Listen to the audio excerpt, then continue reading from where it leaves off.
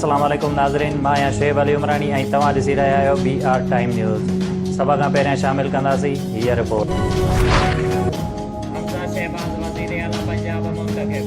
तहरीक इंसाफ ऐं काबिलिगी जे उम्मीदवार परवेज़ इलाही खे को बि वोट न मिलियो। काबिलिगी ऐं तहरीक इंसाफ असेंबलीअ में थींदड़ इंतिखाब जो बाइकाट कयो। हमज़ा शहबाज खे 197 वोट मिलिया। डिप्टी स्पीकर दोस्त मोहम्मद मज़ारी नतीजे जो ऐलान करे छॾियो।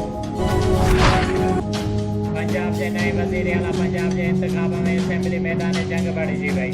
डिप्टी स्पीकर दोस्त मोहम्मद मज़ारी ते तहरीक इंसाफ के कारकुननि जो तशद्दुद, छिकताण, थप्पड़ ऐं मुकुंज ऐं धिका ॾिना विया। गार्ड्स जी दोस्त मोहम्मद मज़ारी के बचाइण की कोशिश ऐवान में तहरीक इंसाफ जा कारकुन लोटा उछलाईंदा रहिया। पंजाब असेंबली सिक्योरिटी स्टाफ ऐं कारकुननि में भी हथचूड़। हिक ॿिए खे लतुनि ऐं मुकुंज जो आज़ादानो हमलो। पंजाब असेंबली में माराधाड़ खां पोइ पुलिस जो कमांडो एक्शन। हेलमेट पाए पुलिस एहलकार बेकाबू सूरत हाल के काबू करण लाइ ऐवान में दाख़िल। हुकूमती कारकुन पुलिस ते चढ़ाई विया।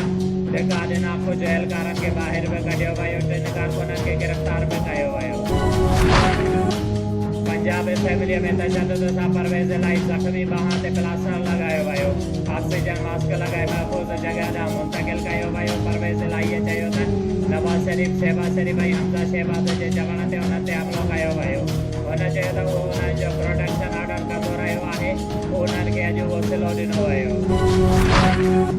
मुस्लिम लीग नून जी रहनुमा मरियम नवाज़ जो हमज़ा शहबाज जे वज़ीर आला मुंतखब थियण ते पंजाब जे अवाम खे मुबारकबाद। हुन चयो त 2018 में तव्हां खां फिरिया में जे अवाम खे वापसि ॾियारियो वियो आहे। तव्हांजी तरक़ीअ जो सफ़र उतां खां शुरू थींदो जितां खां टुटो हुयो। डिप्टी स्पीकर पंजाब असेंबली दोस्त मोहम्मद मज़ारी चयो त उन ते हमिलो प्लानिंग तहत करायो वियो। उहे जेके मुल्क में मार्शल लॉ लॻाइण चाहिनि था उन्हनि जी ख़्वाहिश पूरी न थींदी। हमले करण वारनि ख़िलाफ़ का बि इंतक़ामी कार्रवाई न कंदासीं। सिंध मां खंबे गुम कयल अज़ीज़ भगवान अतीक तगर, शर्जील तगर, सनाउल्ला लाशानी ऐं ॿियनि क़ौमी कारकुननि जी आज़ादीअ लाइ जिस्कम नवाब शाह ऐं वारसनि पारां अली रज़ा ख़ासकेली, फराज़ अब्बासी, नादिर भंगवार ऐं ॿियनि जी अॻुवाणीअ में नवाब शाह प्रेस क्लब ॿाहिरां एहतिजाजी मुज़ाहिरो कंदे चयो त जिबरी गुमशुदगियुनि जे ज़रिए क़ौमी कारकुननि खे मक़सद तां हटाए नथो सघिजे।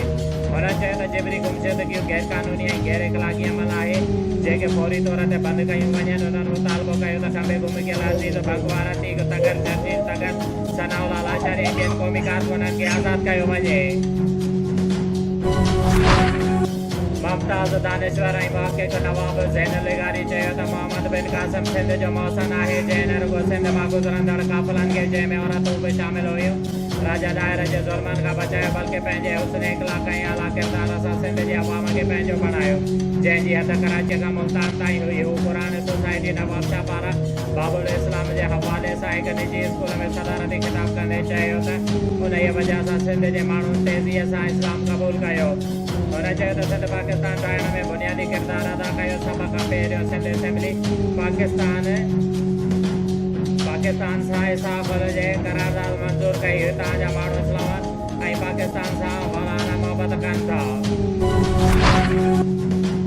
पीरसन औरत पुट जे ज़ुल्मनि खां तंग थी दौड़ प्रेस क्लब पहुची वई। 60 मैल भरिसां ॻोठ लाल बख्श रिंद जे रहवासन पीरसन मिसमात पठाणी दौड़ प्रेस क्लब पहुची साहब नालो धाईंदे चयो त मुंहिंजो पुटु मोहम्मद सचल रिंद जेको नशई आहे ऐं नाफ़रमान पुटु आहे।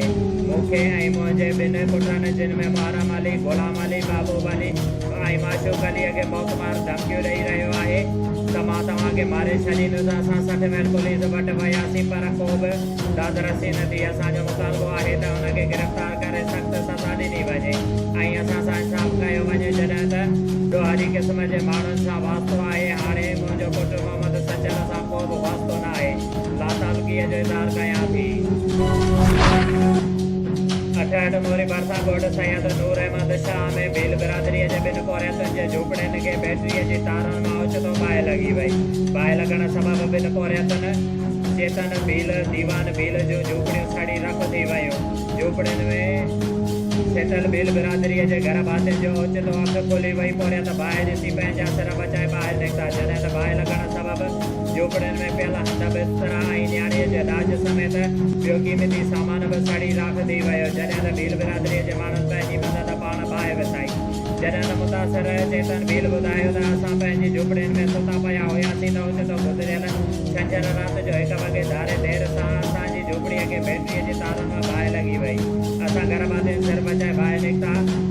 बाहि लॻण सबबु 5 लख रुपयनि जो नुक़सानु थियो आहे। 15 ॾींहं खां बाद मुंहिंजी न्याणीअ जी शादी थियणी हुई जंहिंजो ॾाज जो सामान बि वरितल हो जेको सड़ी राख थी वियो आहे। मुतासिर डिप्टी कमिश्नर शहीद बेनज़ीराबाद ऐं ॿियनि बस वारनि खां मुतालबो कयो आहे त असांजी माली मदद कई वञे जॾहिं त मुतासिर खुले आसमान हेठि वेठल या बेयारो मददगार।